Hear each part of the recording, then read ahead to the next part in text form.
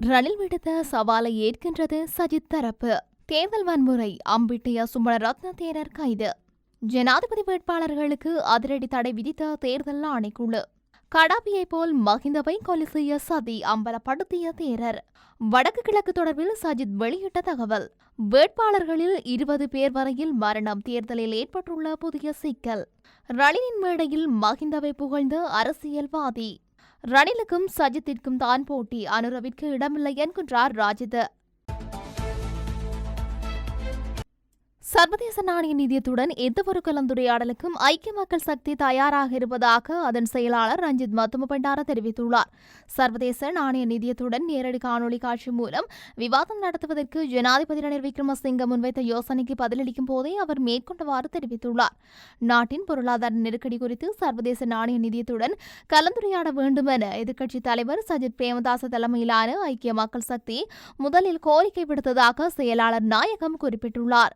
மட்டக்களப்பு மங்களாரம்ப விகாரையின் தலைவர் அம்பிட்டிய சுமணரத்ன தேரர் அம்பாறை போலீசாரால் கைது செய்யப்பட்டுள்ளார். தேர்தலின் போது வன்முறையை தூண்டியமை உள்ளிட்ட பல குற்றச்சாட்டுகளின் பேரில் தேரர் தற்போது கைது செய்யப்பட்டுள்ளதாக போலீசார் தெரிவித்துள்ளனர்.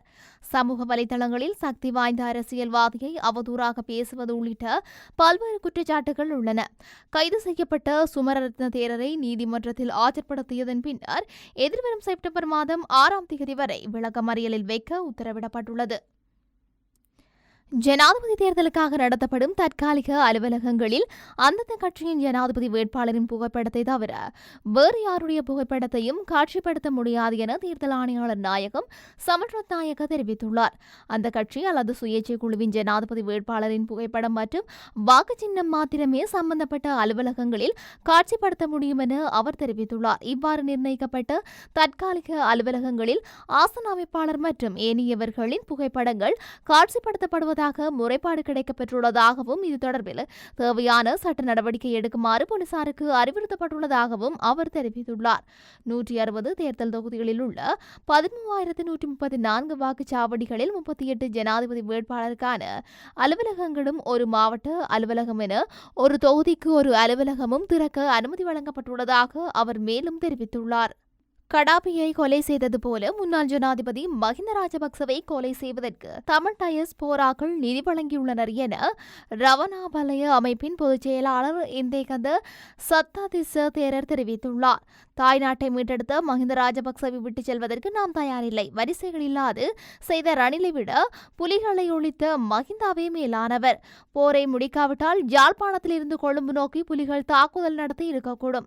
அறக்கலையவின் பின்னணியில் ரணில் விக்ரமசிங்க தரப்பே உள்ளது. சூழ்ச்சி மூலமே கோட்ட ஆட்சி கவிழ்க்கப்பட்டது. மே 9ஆம் தேதி மஹிந்த ராஜபக்சவை கொலை செய்வதற்குரிய திட்டம் இருந்தது. அலரி மாளிகை சுற்றி வளைக்கப்பட்டிருந்தது. பாதுகாப்பு பிரதானிகள் தொலைபேசி அழைப்புகளுக்கு கூட பதிலளிக்கவில்லை. கடாபியை கொலை செய்தது போல மஹிந்த ராஜபக்சவை கொலை செய்வதற்குரிய தேவையுள்ள தமிழ் டயஸ்போராக்கள் எம்மவர்களுக்கு பெருமளவு நிதியை வழங்கியுள்ளனர். மஹிந்த ராஜபக்சவை விட்டு சென்றவர்களை பொது தேர்தலில் மண்கவ வைத்துவிட்டே நாம் பின்னோக்கி பார்ப்போம். எமது நாட்டின் இறையாண்மை, இனம் மற்றும் மதத்தை பாதுகாக்க மஹிந்தவின் மகன் நாமல் ராஜபக்சவுக்கே வாக்களிக்க வேண்டும். அவர் மதத்தை, இனத்தை காட்டிக் கொடுக்காத நபர் என்றார். யுத்தத்தின் பின்னர் வடக்கு கிழக்கு பிரதேசம் இன்னும் சரியான அபிவிருத்தியை நோக்கி செல்லவில்லை. வடக்கு கிழக்கு பிரதேசத்தை விருத்தியாகும் நோக்கில் சர்வதேச நன்கொடையாளர் மாநாட்டை ஐக்கிய மக்கள் சக்தி நடத்திய வடக்கு கிழக்கு பகுதியை மேம்படுத்துவதோடு முழு நாட்டையும் அபிவிருத்தி செய்ய நடவடிக்கை எடுக்க மாட்டோம் என எதிர்க்கட்சித் தலைவர் சஜித் பிரேமதாச தெரிவித்துள்ளார். மந்த யோசனை நிலைமை அதிகரித்து காணப்படுவதாக ஆய்வுகள் தெரிவிக்கின்றன. தேசிய போசாக்கு கொள்கையை நாட்டிற்குள் நடைமுறைப்படுத்தி அவற்றிற்கு தீர்வு காண்போம். மந்த போசனையை இல்லாமல் செய்வதற்கு நடவடிக்கை எடுப்போம் என்று எதிர்க்கட்சித் தலைவர் சுட்டிக்காட்டினார். சுற்றுலாத்துறையை விரிவுபடுத்தி அதனூடாக ஏற்படுகின்ற அபிவிருத்தியின் பிரதிபலனை மக்களுக்கு கிடைக்க செய்வதோடு அதற்கு மேலதிகமாக கடன் மாபியா காரணமாக மக்களும் கடன் சுமைக்கு உள்ளாகி சிக்கியிருக்கின்றார்கள். குறைபாடும் ஆன்லைன் கடன் மாபியாவில் இருந்து மக்களை மீட்டெடுக்க நடவடிக்கை எடுப்போம். இளைஞர் அபிவிருத்தி மத்திய நிலையங்களை அமைத்து இளைய தலைமுறையினரை அறிவாற்றலுடன் உருவாக்கி அதனூடாக தொழில் வாய்ப்பினை நிவர்த்தி செய்வோம். அதிகாரத்திற்கு வந்தவுடனே புல்மேட்டையில் உள்ள கனிமல் மணல் வளத்தை நிலையான அபிவிருத்திக்கு பயன்படுத்திக் கொள்ள நடவடிக்கை எடுப்போம். புல்மேட்டையில் கனிம வளங்களை பயன்படுத்தி மக்கள் மயப்படுத்தப்பட்ட வேலை திட்டங்களுக்கு அதிகபட்சமாக பயன்படுத்துவதற்கு நடவடிக்கை எடுப்போம் என்றார். உள்ளூராட்சி மன்ற தேர்தலுக்கு வேட்புமனு தாக்கல் செய்த சுமார் 700 வேட்பாளர்கள் பொருளாதார பிரச்சினை காரணமாக வெளிநாடு சென்றுள்ளதாக மாவட்ட தேர்தல் அலுவலக வட்டாரங்கள் தெரிவிக்கின்றன. மேலும் கிட்டத்தட்ட 20 வேட்பாளர்கள் இறந்துவிட்டதாக தெரிவிக்கப்படுகின்றது. இது தவிர பல்வேறு காரணங்களால் கிட்டத்தட்ட 500 வேட்பாளர்கள் கட்சி மாறியுள்ளதாக தேர்தல் அதிகாரிகளுக்கு தெரியவந்துள்ளது.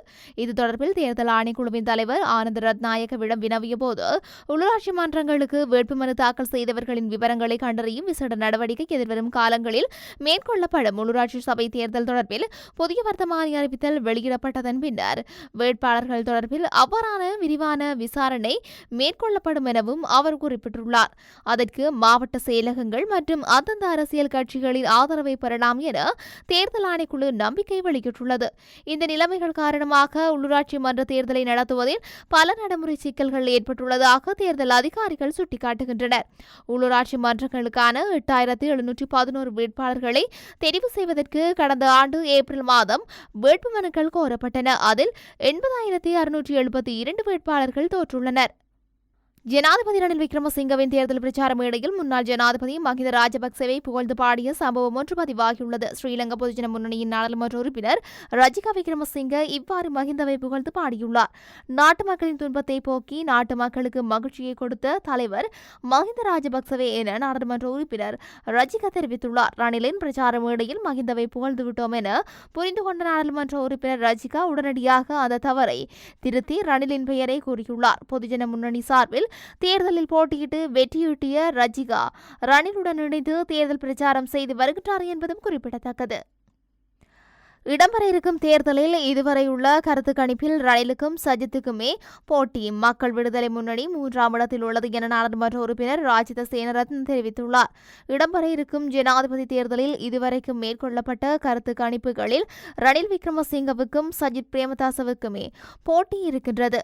மக்கள் விடுதலை முன்னணி என்தான் ஊடக களியாட்டங்களை நடத்தி மக்களை ஒன்று திரட்டினாலும் 3வது இடத்திலேயே இருக்கின்றது. மக்கள் விடுதலை முன்னணியின் இவ்வாறான களியாட்ட நிகழ்வுகள் ரோஹன விஜயவீரவின் காலத்திலும் இருந்தது.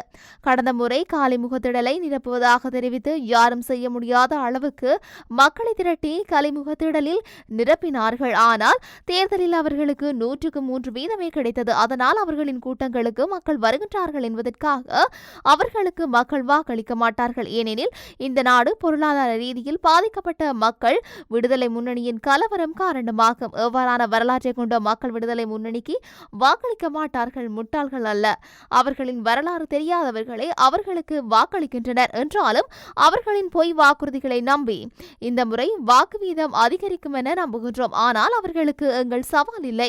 ரணில் விக்ரமசிங்க இன்னும் பிரச்சாரத்தை முறையாக ஆரம்பிக்கவில்லை. அவ்வாறு இருந்தே சஜித் பிரேமதாசவுக்கு சமமாக அமைந்துள்ளது. தேர்தல் பிரச்சாரத்தை ஆரம்பித்தால் சஜித் பிரேமதாசவும் எமக்கு சவாலாகாது. நாங்கள் முன்னுக்கு வருவோம் என்றார்.